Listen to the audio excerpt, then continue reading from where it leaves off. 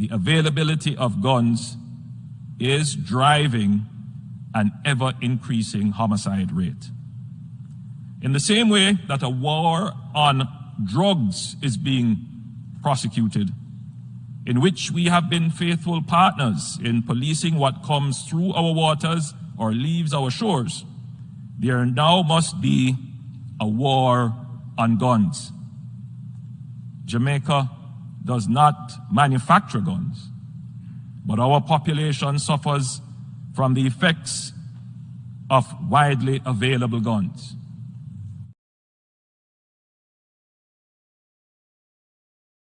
We know the people who are doing it. Yes, write that statement down. We know. But we're not going to go after one little person. Our strategy is to take down networks. 80% of Jamaica's homicides are committed by the gun. And Mr. Holness insists a strategy is being crafted to remove the profit out of crime. We want to get the customs officer that is facilitating the gun coming through the port. We want to get the man that works in the bank that is allowing the currency to be transferred either into the country or out of the country. We want to get the person who is hiding the guns. Time news. A special welcome to folks on onespotmedia.com. From recent protests against criminal gangs to calls across the region for the death penalty, Prime Minister Andrew Holness believes Jamaica is now at a turning point in the fight against crime. While not outrightly supporting the call for the resumption of hanging, the Prime Minister has acknowledged that more needs to be done. Sandy Williams reports. When Prime Minister of St. Vincent and the Grenadines Dr. Ralph Gonsalves called for the resumption of the death penalty across the region, Jamaicans frustrated with the crime situation voiced their support. Then an unprecedented protest in West Kingston against gang activity further indicated the frustration. The people of Jamaica are tired of them. Tired of them. And what you are seeing coming out now in a country like Jamaica, where the normal tendency is to forgive and to be sympathetic because these are poor youths. What you get from the public these days is that they should get the death penalty. They should hang.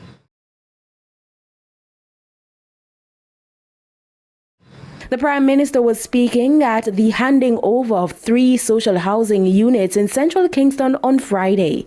He theorizes that part of the shift comes as the perpetrators are no longer poor youths trying to get by, but well-funded criminal terrorists. It's said by our intelligence reports that some of these high-powered weapons are in the region of 500,000 to 800,000.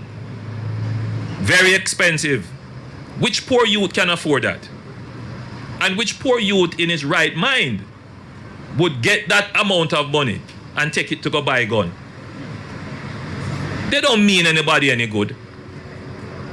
They don't deserve the freedoms that law-abiding citizens have.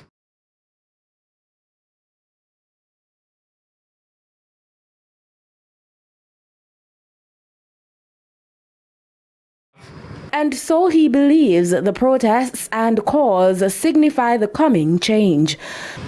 And that is a starting point.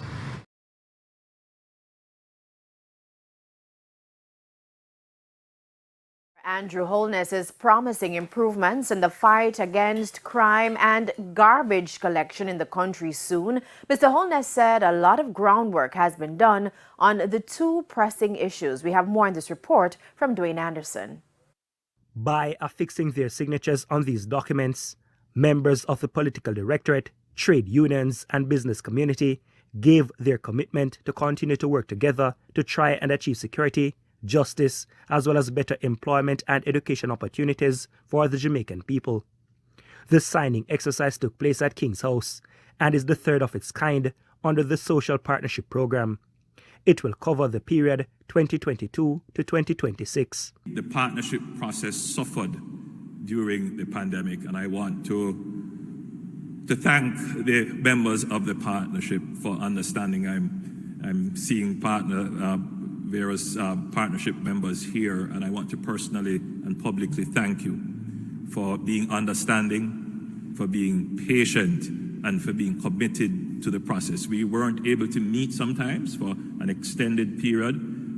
We met online, and it was sometimes very difficult to conduct those online meetings, but members stuck with it, and the partnership survived. Prime Minister Andrew Holness said the Social Partnership Group accepts that crime is the biggest problem in the country, and they're working on solutions, some of which have come through legislative changes. I think we are making progress, slow progress, but progress nonetheless, in treating with the issue of peace. I think the passing of the new firearm legislation is an important step in the right direction. Very soon, we will be bringing to Parliament the Bail Act.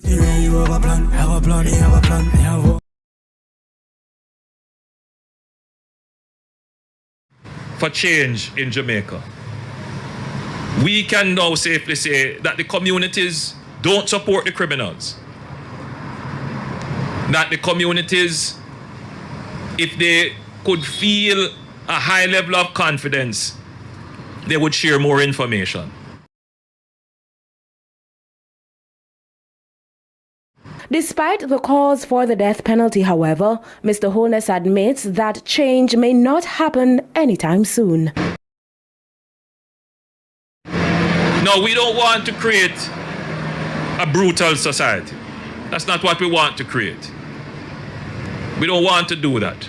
And whilst I understand the call, I also want to remind our citizenry that we are always good and sympathetic people who understand the issues. But the situation has reached this point now where we understand what you are saying, that the government needs to take serious actions against these criminal terrorists. Sandy Williams, TVJ News. Well, poor people fed up. To your system, shake up your issue gun for whipping me boss. Poor people fed up. To your system, shake up well every day they get to use them now. Me ask the leader, him and the audience, he make poor people surrounded by danger. I'm tired of the beautiful speaking. The time for action is now.